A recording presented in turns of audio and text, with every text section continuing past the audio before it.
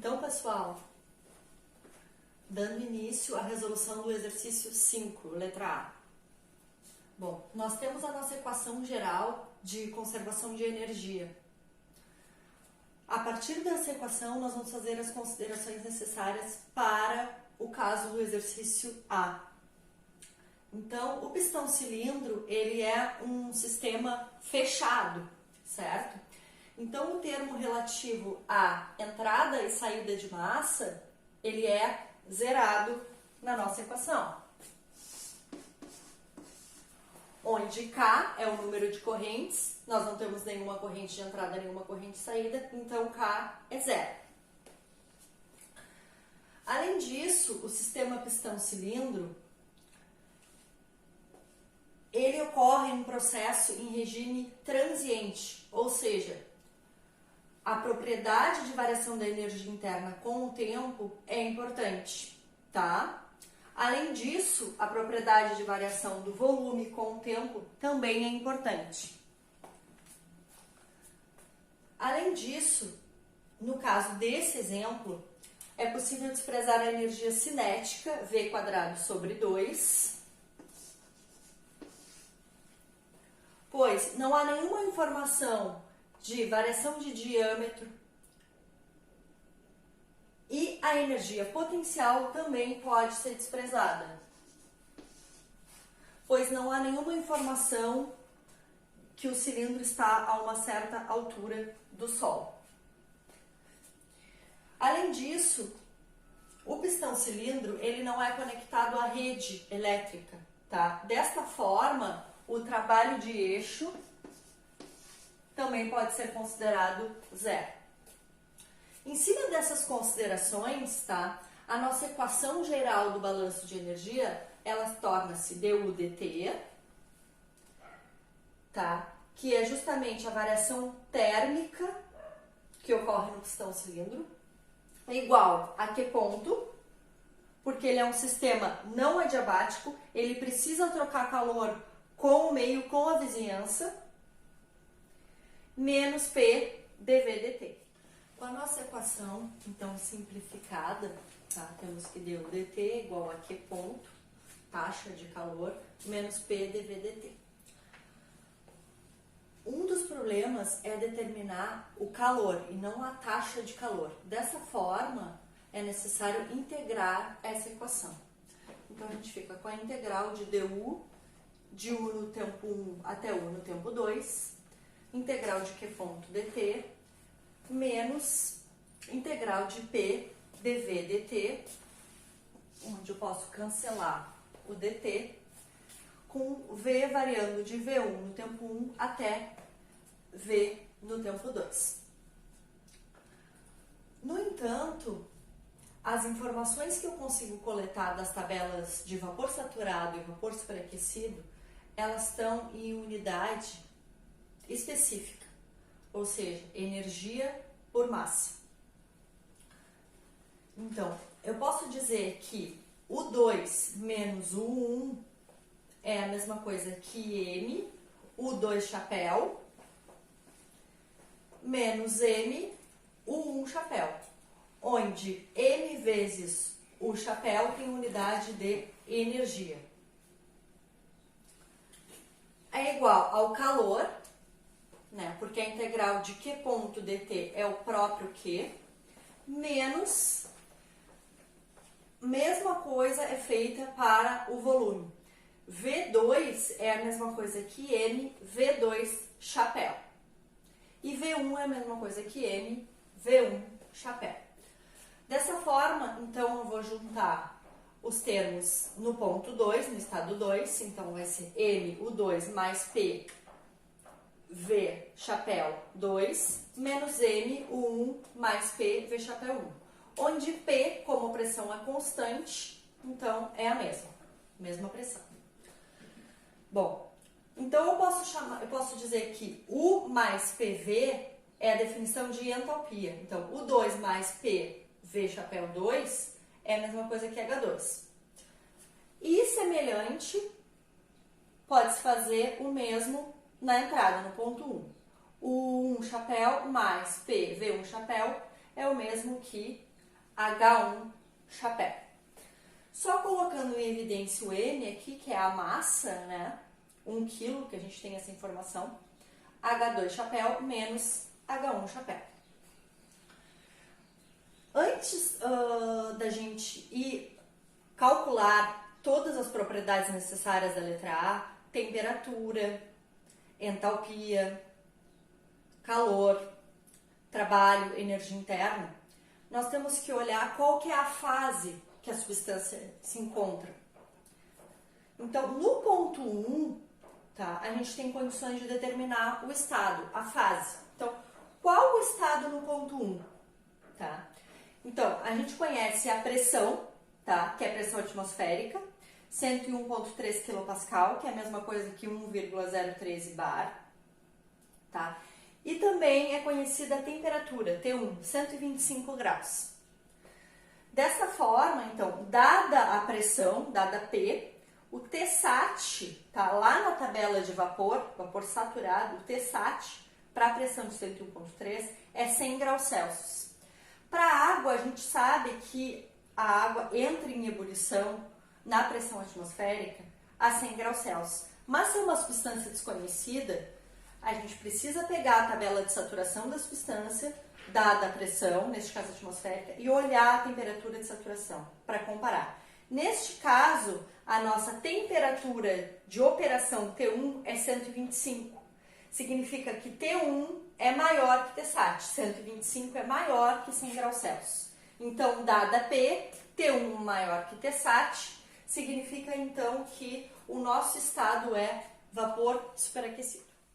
Agora que já foi determinado o estado no ponto 1, podemos então coletar os outros dados termodinâmicos na tabela de vapor superaquecido.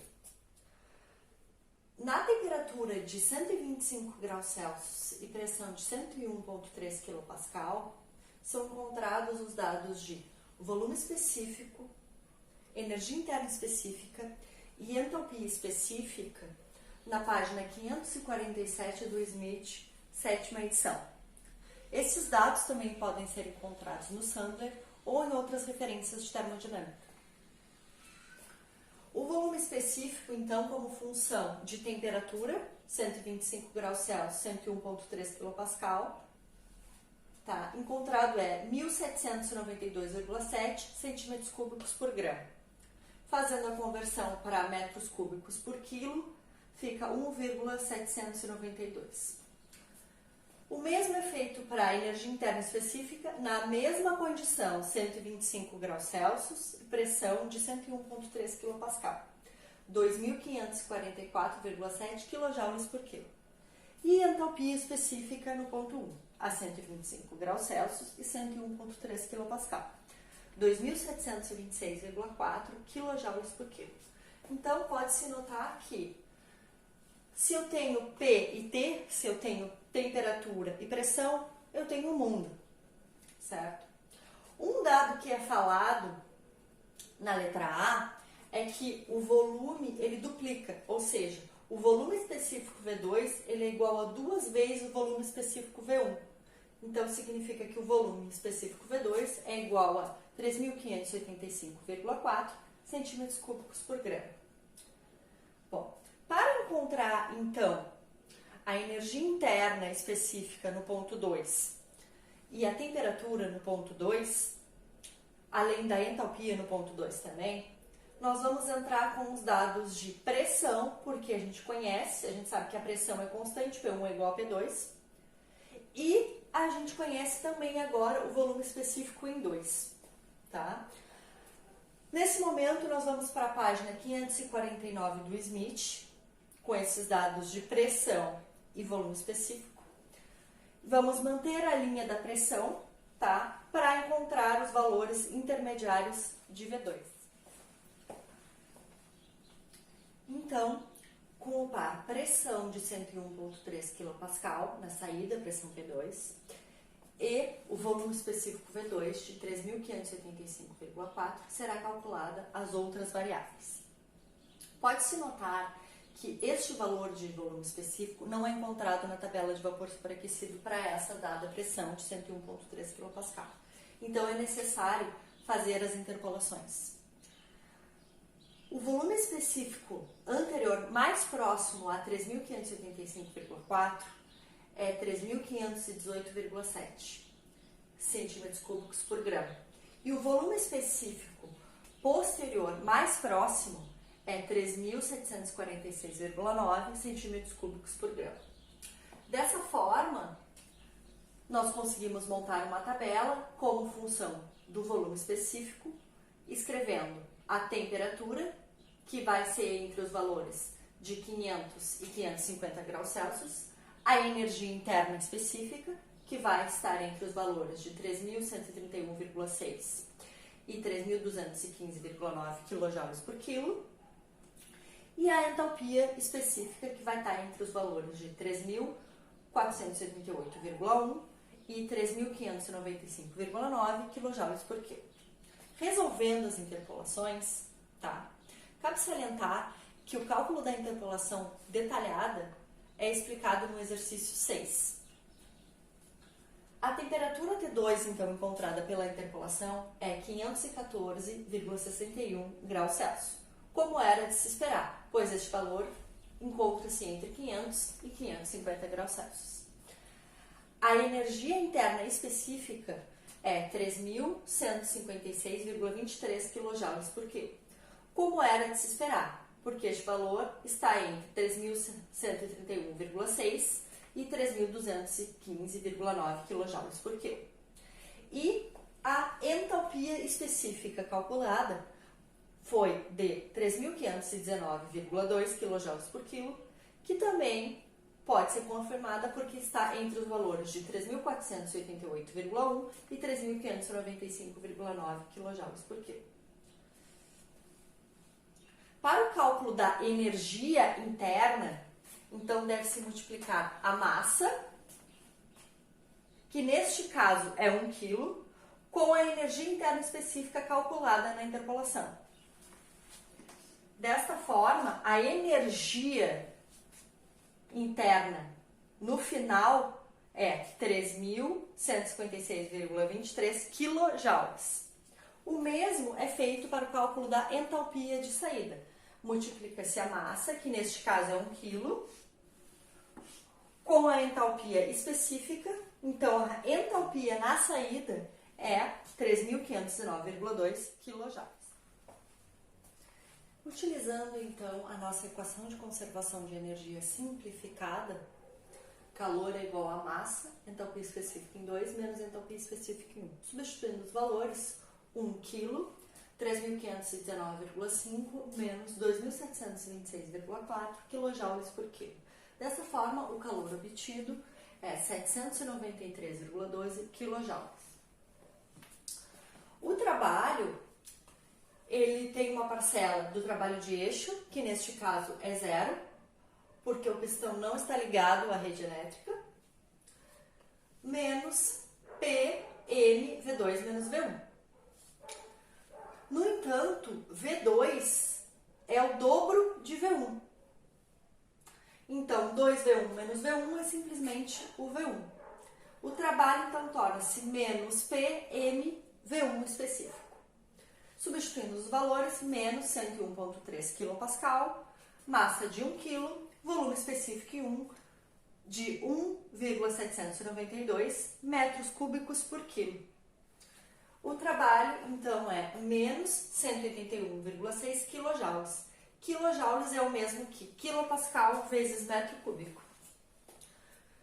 Na letra B, o volume é constante e a pressão é duplicada. A pressão em 2 é 2 vezes a pressão em 1.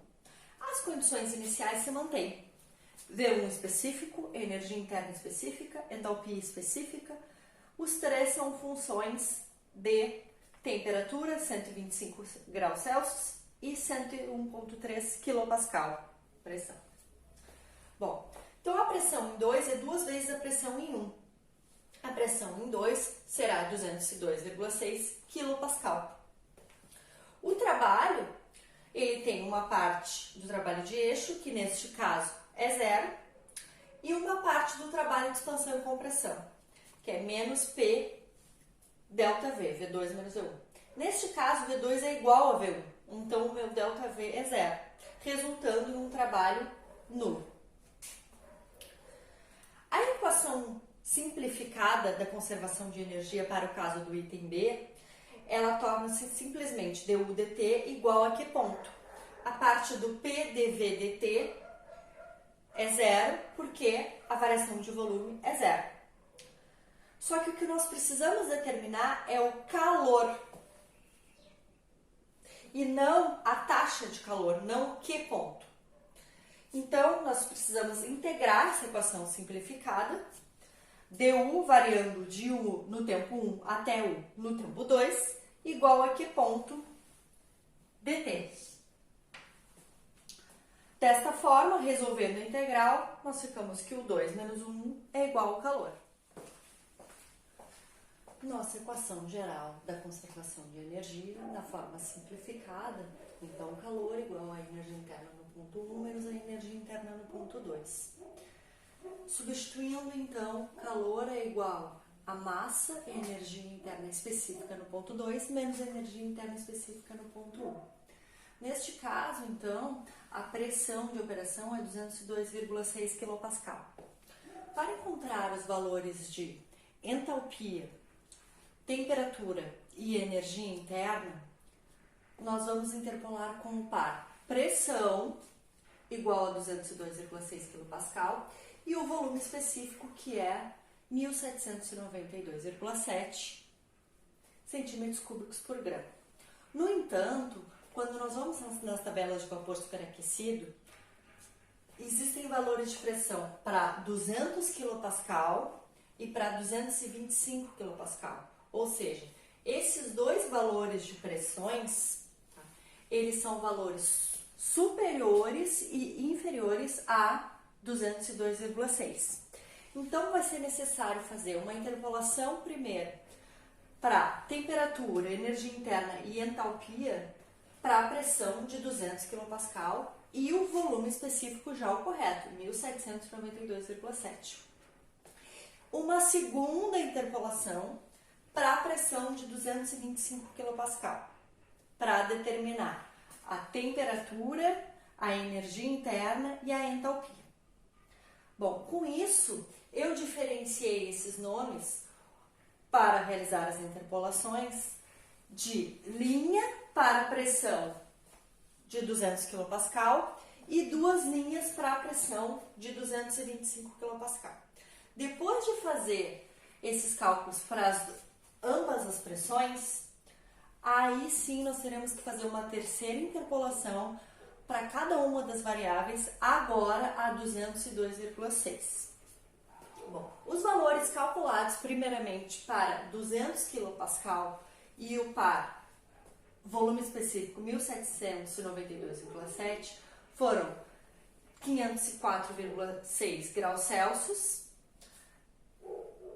3.139,184 kJ por quilo energia interna, 3.497,686 kJ por quilo entalpia, certo? E para a pressão de 225 kPa, temperatura de 601,79 graus Celsius, energia interna de 3.304,36 kJ por quilo e entalpia 3.707,79 kJ por quilo. Desta forma, o próximo passo é pegar esses valores de 200 kPa e 225 kPa e interpolar para a pressão correta de 202,6 kPa. A terceira parte da interpolação, então, é feita com os valores de pressão. Lembrando que os valores calculados para a pressão de 200 kPa nós denominamos de linha. P2 linha, energia interna 2 linha, entalpia 2 linha, ambos específicas.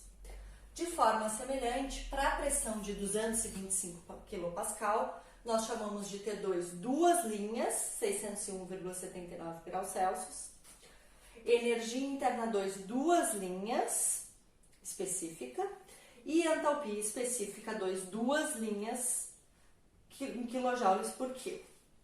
Bom, e aí a interpolação foi feita agora com referência com base na pressão e não no volume específico, como feito as duas primeiras interpolações. Os valores encontrados foram os seguintes: temperatura de saída T2, agora a própria T2, 515,03 graus Celsius, energia interna específica em 2, 3.156,36 kJ por quilo, e entalpia específica em 2, 3.519,53 kJ por quilo. Lembrando que o cálculo detalhado de como fazer a interpolação está contemplado no exercício 6.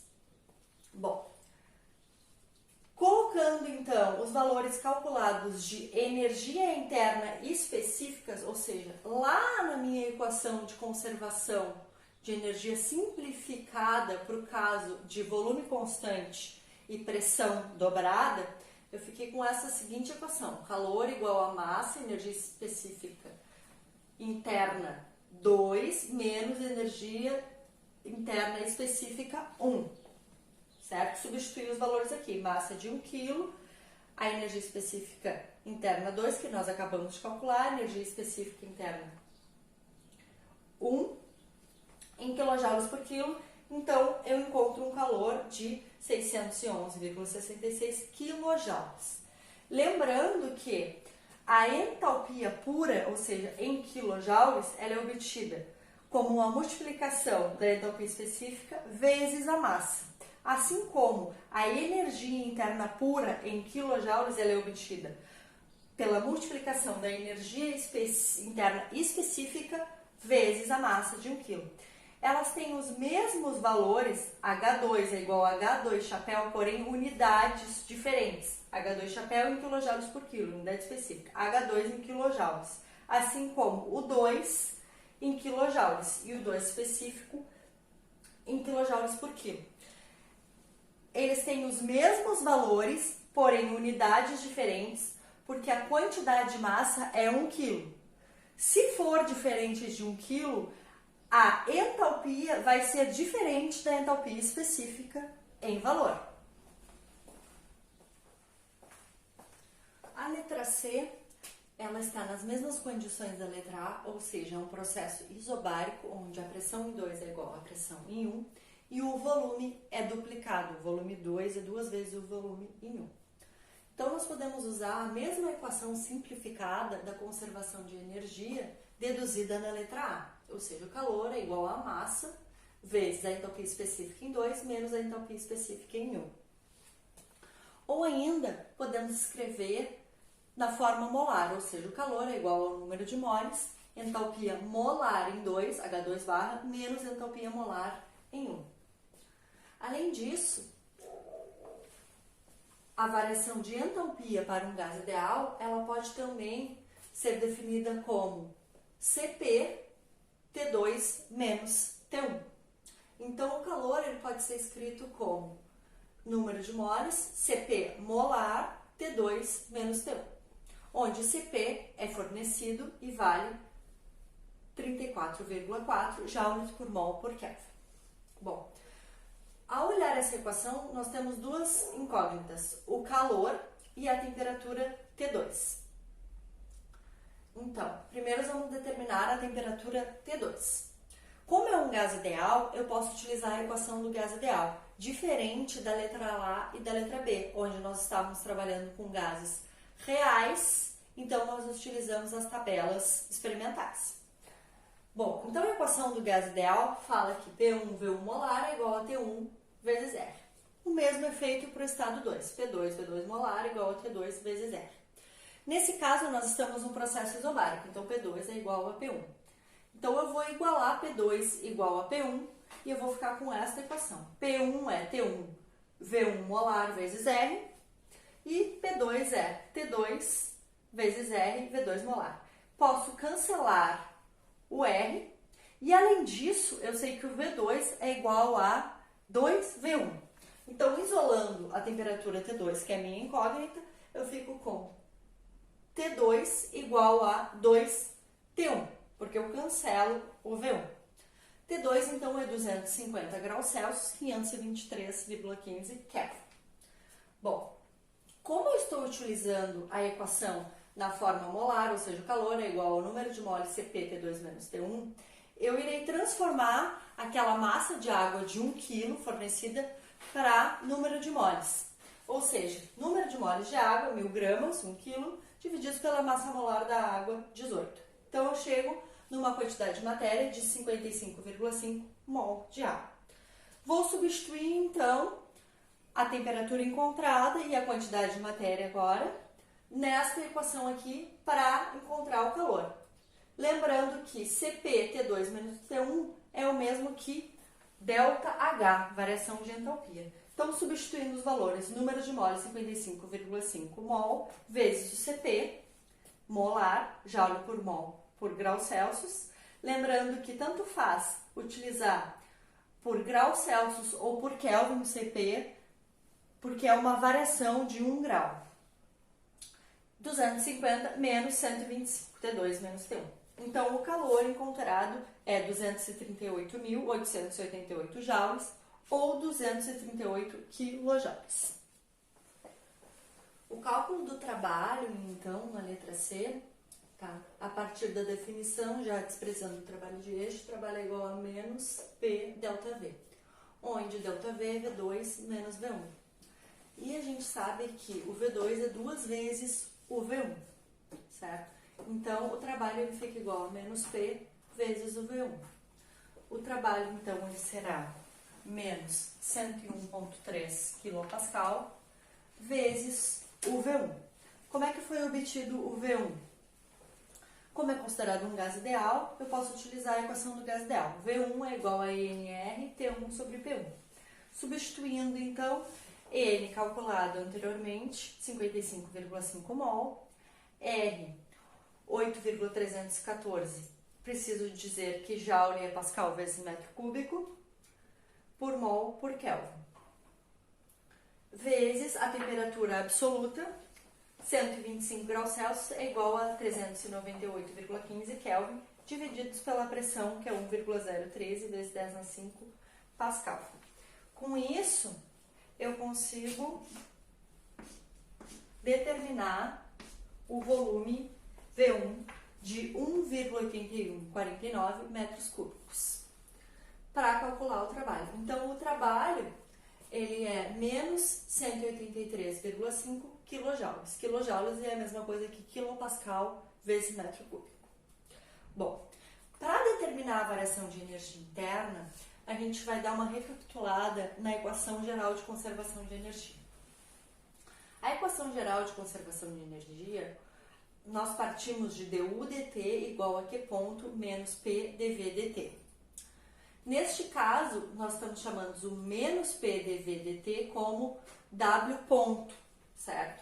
Então, se a gente fizer essa integral aqui, du dt, Q ponto, W ponto, igual nós fizemos outras integrais anteriormente, eu vou chegar como ΔU igual a calor mais o trabalho. Então, substituindo o calor calculado, 238,88 kJ, menos 183,85, nós chegamos num ΔU de aproximadamente 55 kJ, certo?